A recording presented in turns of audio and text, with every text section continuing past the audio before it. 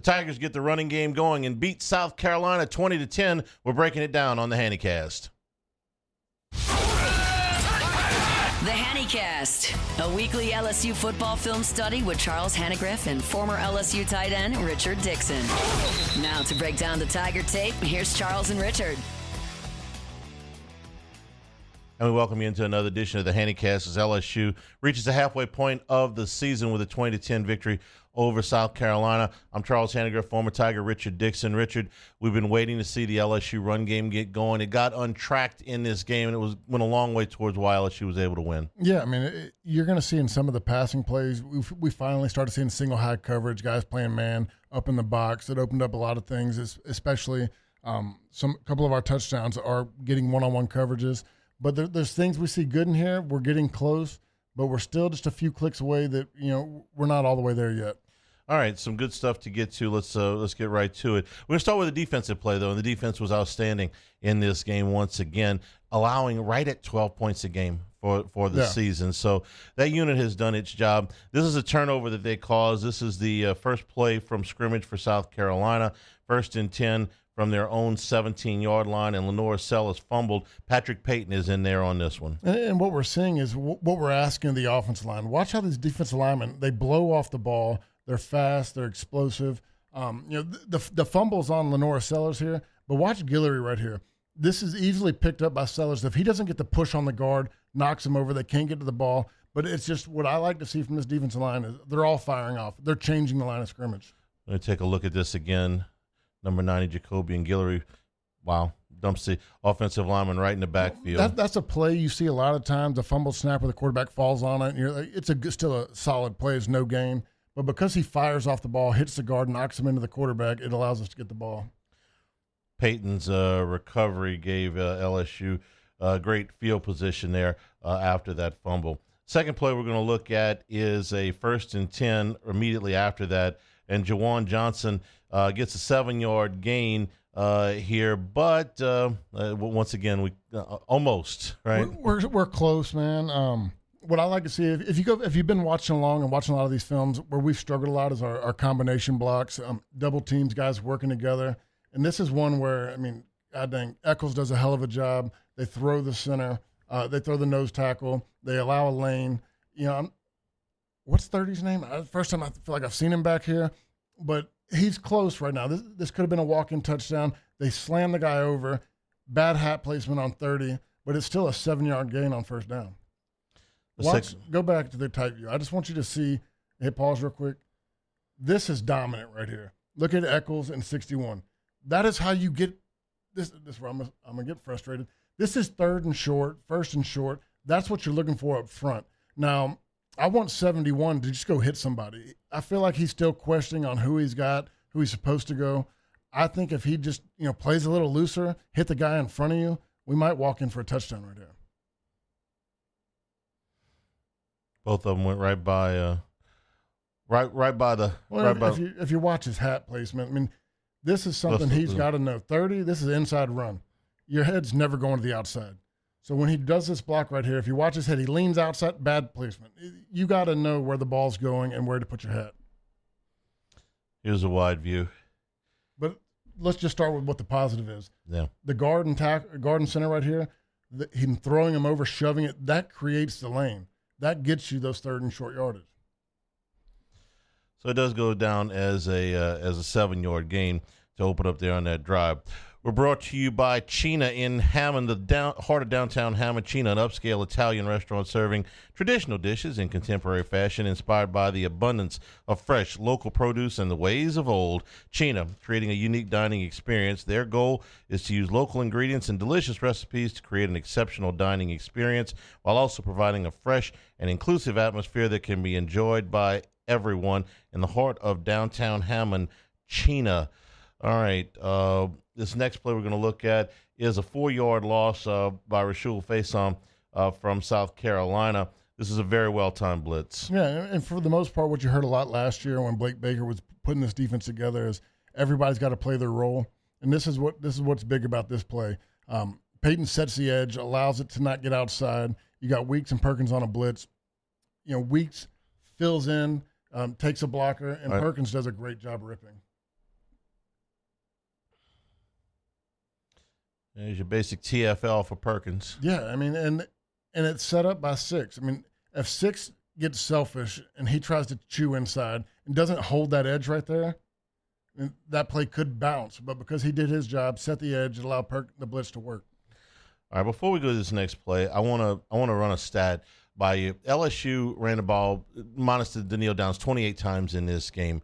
Half of those runs went for 3 yards or less. But what was encouraging to me is, unlike in the Ole Miss game, they didn't give up on this. No. So this is one of those runs, okay? This is a 1-yard gain. You can tell me why it didn't get more, but there was a lot of this. We could have put more than just 1 or 2 in. This is what they had to keep after to eventually break some later in the game. What it does is it makes the defense have to keep changing.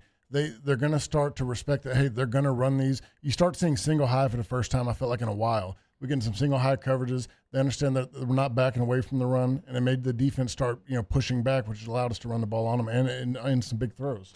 All right, let's take a look here. This is a 1-yard gain. Yeah, for me, if you go back, because this is the best view to see it for me, if you start it from the beginning. So this is a 3rd and 1 on the 49-yard line. We run a jumbo set. We move both our tackles over here. You're going to have Adams playing basically right tackle and Davis playing tight end on the right side.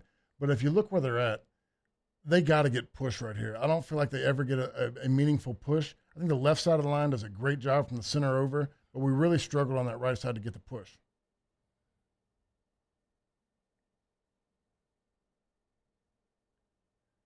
I mean, they started at the 49, and the play ends, and Adams is 5 yards backwards. All right, when you set the all right, let me stop this. Where you tell me what they're trying. Okay, set it up. What are you trying to do here? This is an inside to expand. You're going to see the fullback kicking out. These are power base blocks to get up on them. You're trying to get 1 yard. This is a 1 yard play. I think Durham's got to have a little bit more patience. I understand why he bails on it. It ends up opening. There's an A-gap hole right here that he probably gets the first down and no one's questioning it. But because the slow play and it's a little bit cloudy, he bounces outside where he's got no room.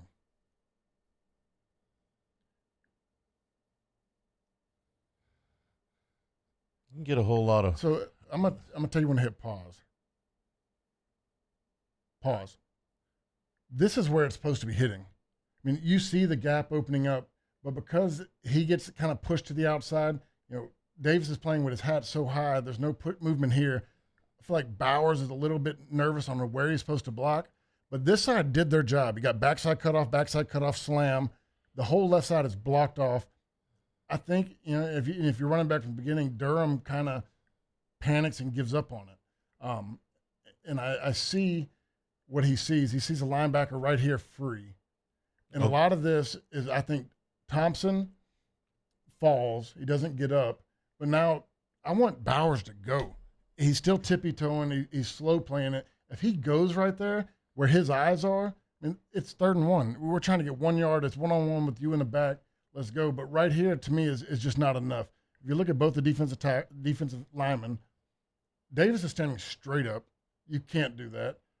Adams is straight. They're both losing the pad level. They're both losing leverage in this situation. And, look where his feet are. This ball started on the 49. That's right here.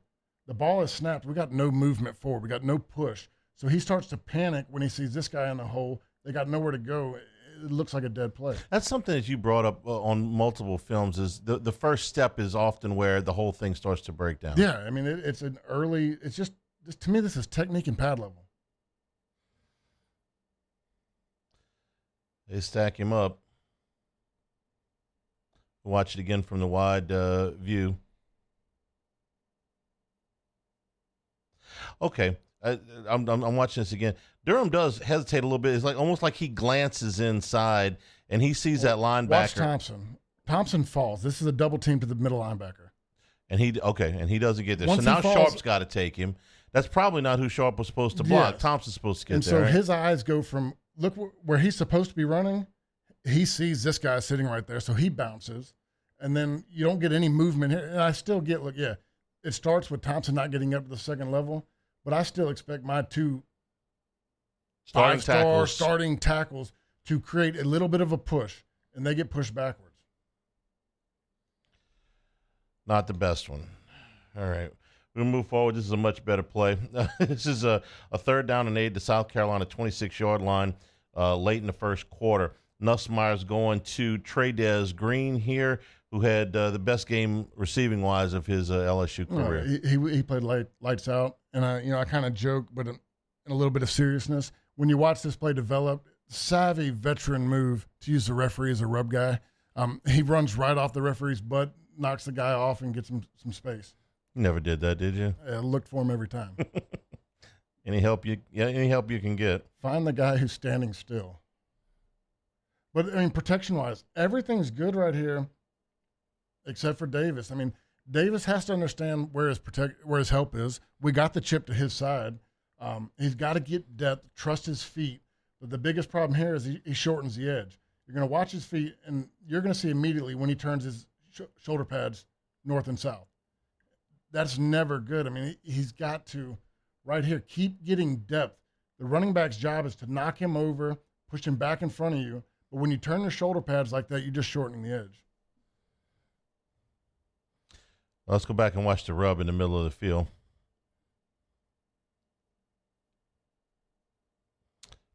Nice pick by the ump. That move right there. You got to understand what a referee is. Now, the rest of the protection is good enough because Nussmeier's got the ball for a while here. No, I mean, watch. There's a pass off. Look, nobody started back because I forget. We've been talking about defensive linemen looping on us because we've struggled with it so much. No one's going to stop doing that, but we handled it well. Everybody picked it up. You're going to watch the D tackles loop. It's well passed off. I think Eccles does a good job with his hands. Everybody stays there, but it's just one time of Davis having bad pad level and pad leverage that he shortens the edge on him. Seemed to me that Eccles had a pretty good game. Eccles played really well. There was a couple problems he struggled with, but as far as just what I said in pregame and postgame about having the mentality, trying to fight somebody and push them around, he brought it. Look, I understand he ain't going to be Alan Faneca in a week, okay, No. but I thought he did some nice job. We're brought to you by the Capital Area USSSA baseball affiliate, hosting events for all skills and levels. USSSA hosts league play and into rec all-star divisions, AA, AAA, and major league level state and national events. Exciting events lined up for the rest of the fall and into next spring. For more information, call Lane Petrie at 771-9095, 225-771-9095. All right, this next play was the long run by South Carolina. Fuller gets for 72 yards. This was the one time that South Carolina got over. Yeah, I'm going to say the Weeks get 2/3 of this one. Witt's coming on a blitz, gets washed. You can't allow them to wash you through the hole like that. You got to understand what you're doing. Weeks bites on the and I'm not positive. I'm pretty sure it's Weeks being the leverage he was at. Weeks and Perkins both overflow to the end around, and then Cooley's got to make a play right here. You're a safety for a reason. You got to you're the last line of defense. But watch West. He gets completely washed. You got to have some leverage fight up, and then you see the eyes of Perkins and West. They fly with number 5 right here. Brings 2 guys out the hole, and that's where I think Cooley just settled his feet. He got a little bit nervous. He's got to have confidence to come flying down. When your feet get still, these athletes are too good. You lost a second or two, and you just can't catch up. He's got to have confidence to come flying down with good leverage and hat placement. Outside of this, LSU's defense was one bad play. Yeah, and I get it. They're worried about this. To me, it kind of starts with Witt.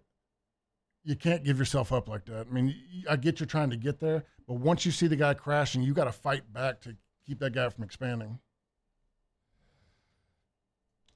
Touchdown late in the first quarter, and South Carolina went up at that point by a score of 7-3. This next one is one of the better rushes of the night. LSU 1st and 10 at their own 42-yard line, so neutral down here, and Caden Durham gets loose for 23, and this is another nice job by Cohen Eccles. Yeah, and this isn't great necessarily execution by all of them, but you get a couple players right here where I want you to watch from this view. Look where Eccles pushes that guy. Yeah. I mean, he's pushing him That's 10 8 yards yards down off the the field. ball. Yeah, he is. You're getting that push I haven't seen from anybody. He's driving that. I think Bowers, that's terrible. You can't. He's a backside cutoff, and if you go from the beginning, it's not like he didn't know what he was doing right there. His first steps to the inside, which, you don't ever reach stepping inside, but he steps here, gets bad hat placement, and gets beat inside, which almost wrecks the play. But there's a really good, balance by Durham. They get after his feet. He keeps on it, and he has that push from Eccles that allows him an area to run.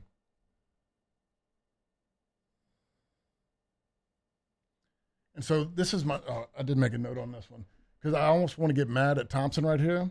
I'm almost positive this is defensive holding because they have a good push right here. They get a good double team. He tries to get to the linebacker. I'm pretty solid as defensive holding that prevents him from getting the next one. The way he spins off of the around, yeah. He had a hold of him, wouldn't allow him to get off. Because Thompson's been pretty good at those combination blocks and getting to the next level. And when I saw that, first step is Bauer Sharp gets killed just with bad hat placement. But then when you see that, he gets spun around, pretty obvious that the defensive lineman had his hands on him. We're brought to you by Marucci, from a backyard shed to the top of the game. More than just a baseball bat company, a legacy built on passion and precision.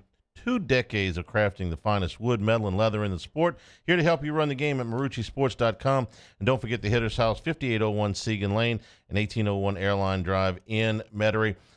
Members get 24/7 access to the members-only cages, bullpen cage reservation opportunities, and a 15% discount at the rental store, at the rental properties. Go to MarucciSports.com. Got really good hats for big guys. Yeah, okay. These big 3X hats are perfect. What's the P for again? The Pelicans. We're a Marucci right. organization, and they make some of the few hats that fit my head. I knew that. That.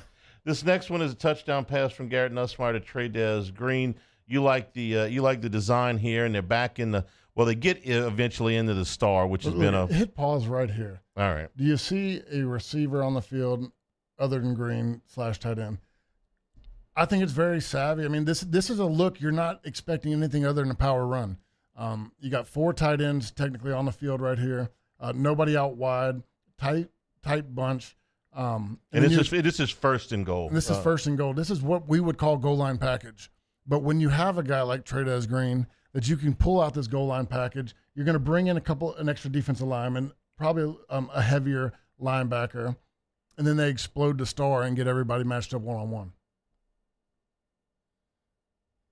I mean, it's unfair. I don't know why we haven't seen a lot of this. The first game we saw the touchdown on this. All right, we did this against Clemson, right? Yeah. You can either be outnumbered at the bottom, or you can go in single coverage at the top. Yeah.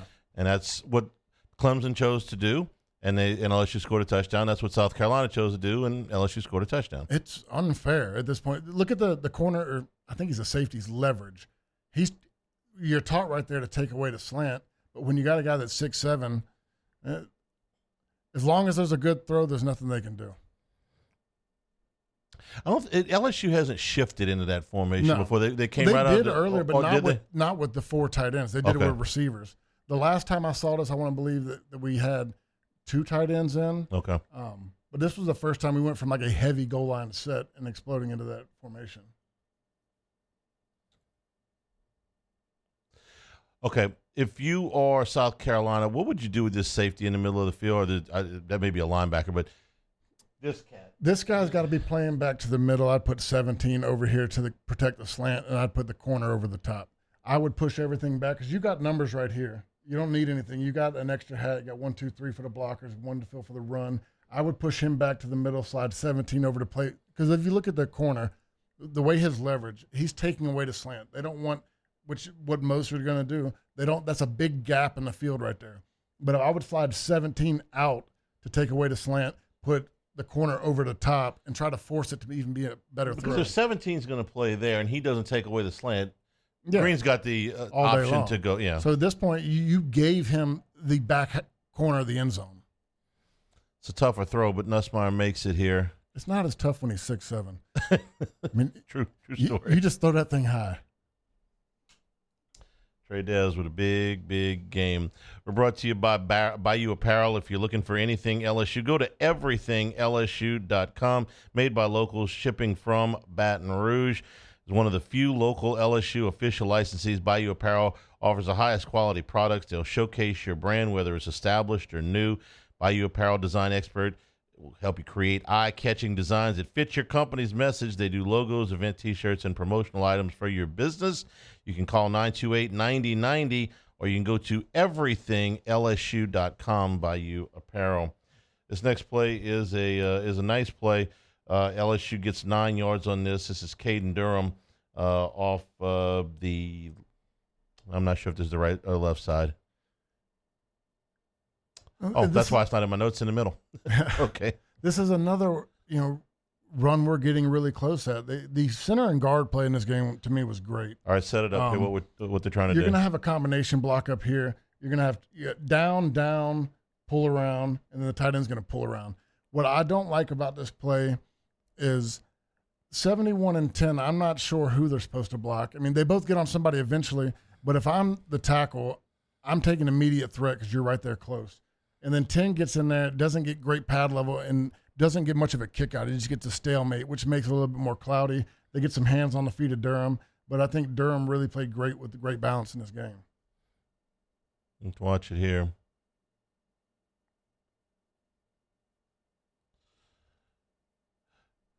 Looked a lot better from the side. Yeah, 71, I just want right there, you got down. I would rather him slam him down right here and let him go.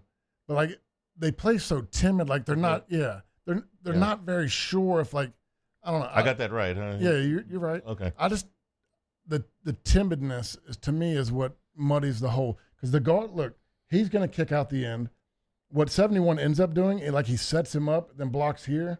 I want him to go ahead and take there, let the tight end wrap around. He's got the angle here. Yeah. He's got the angle here. And if they both make these blocks, Sharp can get through the home block. This guy, I mean, that's asking a lot, I guess, but see, running back, this is where I get frustrated because it's so close. And I'm not, like I said, I don't know what they're taught to do, but hit pause or a half a second back.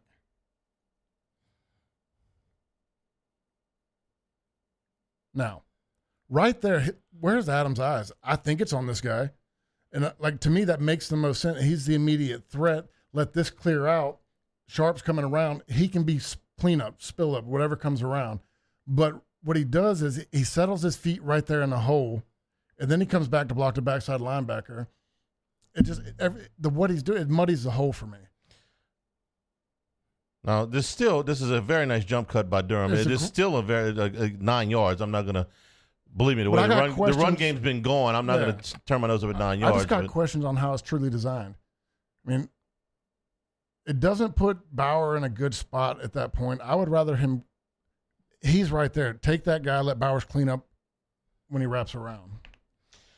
Okay, this next play is a pass from Garrett Nussmeier to Caden Durham, who's not really been involved in the pass game very much. They got decent protection here. Nussmeier may have gotten away with one. I don't know if anybody would tell him to throw that ball again. Okay, well, let's watch. And look, I don't see a lot open. You get pretty good protection other than Davis getting bull rushed. But, man, when you see this from the back view, it's scary looking. It's scary enough from the side. All right. Let's set up. This is just four-man front. Yeah. Man. Okay. Simple coverage. I think everybody does a good job. Davis just has to get – this is another one where they loop, and Davis doesn't feel it, doesn't see it, and gets knocked off balance, knocked off guard. You think about a 6 game, he's seen this enough to play with better pad level and hand leverage. But right there scares the crap out of me. You got 2 guys sitting underneath it. Look, hell of a play, hell of a catch, big moment in the game. I wouldn't tell him to throw it again. I see what he's looking at now, but then even to fit that in, that's tough. It's you've seen Major League, right? Uh-huh. Nice catch. Don't ever do it again. We are brought to you by Dependable Storage. With 8 locations across Louisiana and 1 in Gulfport, Mississippi, they'll match any competitor's pricing at Dependable Storage. Convenient online rentals and payments, free use of the moving truck, and new rental move-ins. Clean, secure, and conveniently located facilities. Check out the website at dependablestorage.com for locations, pricing, and rentals. Like Skip Burtman always says, at Dependable Storage, we want your stuff. All right, here's the touchdown pass from Nussmeier to Kyle Parker. This is a first down. They were behind the sticks after the penalty, a 1st and 20 at the South Carolina 43-yard line. And they're looking at single high here. I think, Kyle Parker, to me, and Aaron Anderson have the most similar game. Very quick, cutty. But this is what we're talking about, why you stuck with the run game. They get into a single high coverage, a run-based defense, to where they're going to play man coverage, have numbers in the box, keep everybody in one high. But, this sets you up. We were always taught to throw in a single high. You get man coverage and a quick guy. This is when slants go for touchdowns. Parker didn't even have to use a referee. No, not at all. He just beat him with speed. But I think this is a great view for it. Look, you got everybody manned up because they're now respecting a little bit of the run game. We don't have a guy back there, but they've gotten into this formation to where they're going to say, all right, we're going to single high here, which they're going to put man up on each guy's thinking that they can cover him, but it leaves the middle of the field wide open.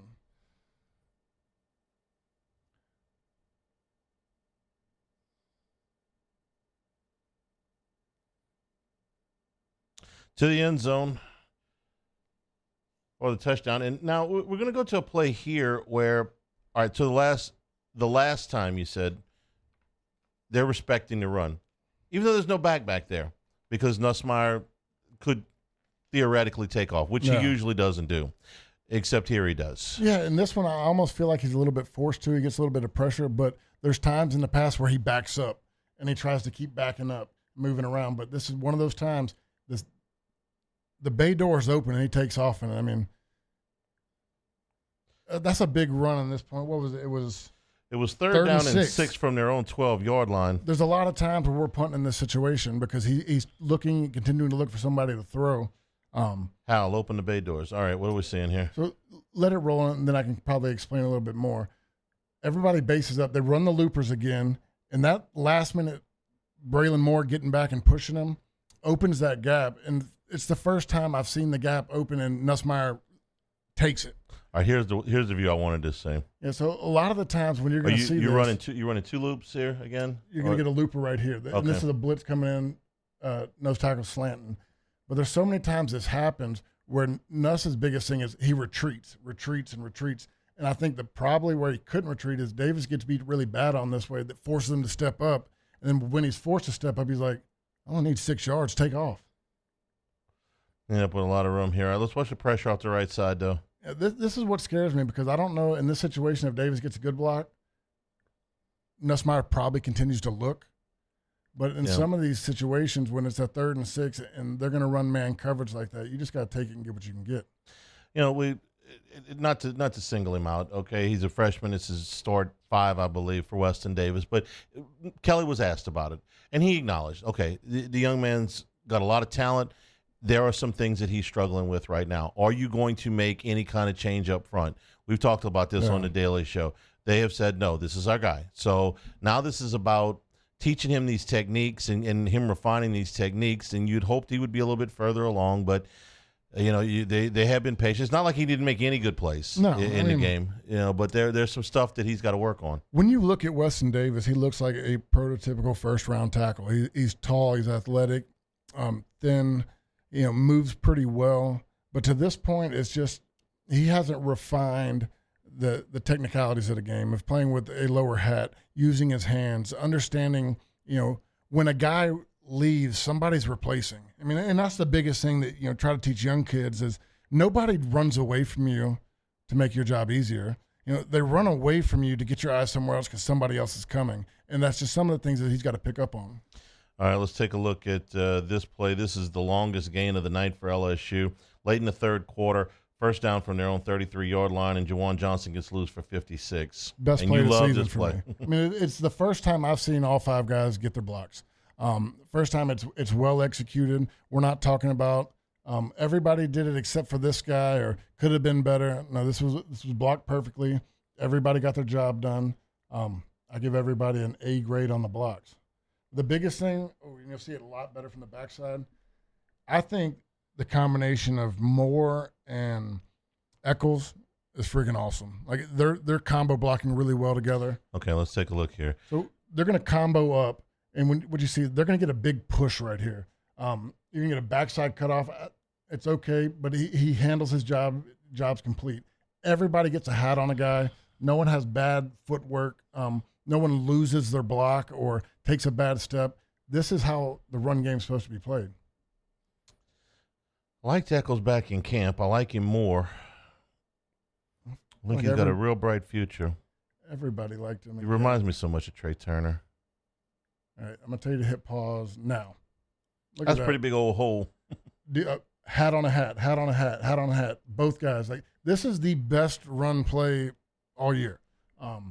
This is how the play's designed. It worked out to what you wanted them to do. No one screwed up. No one got the wrong guy. No one had bad leverage. Green a little bit high, but he's freaking 6'7".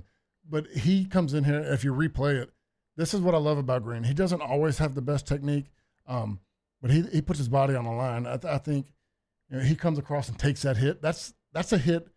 Bad that's high body impact, position. Yeah, but he took it full on, and that makes the play. If he scares away from that, gives him a shoulder, that guy could maybe tackle him on the backside. But he does his job here. Keep your head up. Yeah, keep your head up because you knock yourself out. But Davis has his eyes on the right guy. I'm happy with this. I wish I could get this 10 times a game. Well, all you need is 10. Okay, and then watch Barry and Brown come in, mega play. Just kind of. He didn't even hit him, I don't think. No, but he got him move. Yeah, he made him move. Yeah, that's it. Now, Juwan, you got better speed. Go finish one of these runs. So you like that? All you want is 10 more of that, right? 10 more. 56 yards. 560 yards rushing would be really good. I get one more. I mean, this is the happiest I've done ending a film study. We got one more after this one, but this is pretty to watch. Everything opens up. Take him out. It's just the first time I've seen everybody complete their job. We're brought to you by Town Square Pizza. For pickup or delivery and catering available downtown Baton Rouge on North Boulevard. For all you out-of-towners coming in for LSU games, they're open on Friday and Saturday night until 8 o'clock, Monday through Saturday from 11 a.m. to 8 p.m. If you're working downtown, delicious, personalized pizza, the Square Pizza with unmatched speed. You got a limited amount of time downtown for lunch. Get in to Town Square Pizza. Let them get this generous sizes, generous portions to take back to either eat there or take back to your office. And then, of course, you're probably going to have some leftovers. Town Square Pizza on North Boulevard. Last play is we'll finish on another positive one. This is a 2nd down and 10. This is late in the ball game, inside of 5 minutes.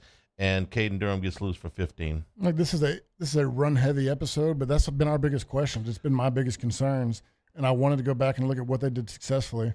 And this is another one where you just get a lot of push. Get hats on guys. Guys get into the right spaces. Look, you don't have to have a 56-yard run for it to be successful. A lot of the times you're looking for 4 to 5 yards. But the push by Eccles right here, sticking with your guy, I mean, everybody gets a hat on it. The double team right here, next level. Watch Jalen Watkins, the wide receiver, come and getting a block. Yeah. That's key right there. He flies in there, gets a block. Everybody is getting to somebody, and I mean this. And Davis, and this is off the right side. Okay, the last two plays were Davis's best plays. I mean, watch him. He seals them up. Good pad level fights, gets his hands in. Everybody's fighting right here. This gives me hope. I mean, like I said, I watched this whole deal, and I was angry with a couple guys.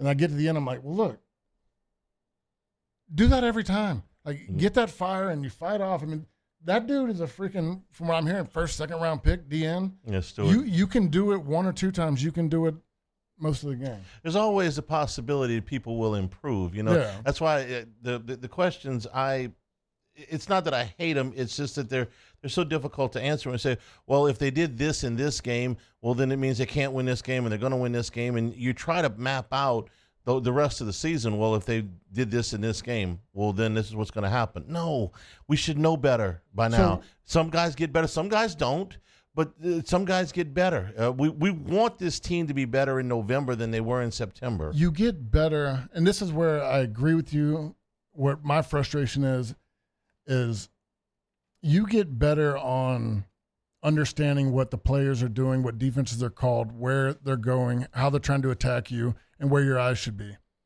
Your hat placement should be good day one. I mean, that's what camp's for. That's what spring's for. You have 15 practices in the spring. You hit the pads all summer. You have 3 weeks of camp. You shouldn't have bad hat placement and hand placement. That's stuff that coaching, fixes. The numbers game and blitzes and slants and, that crap you get better at as the season's going because you're seeing how people are trying to attack you.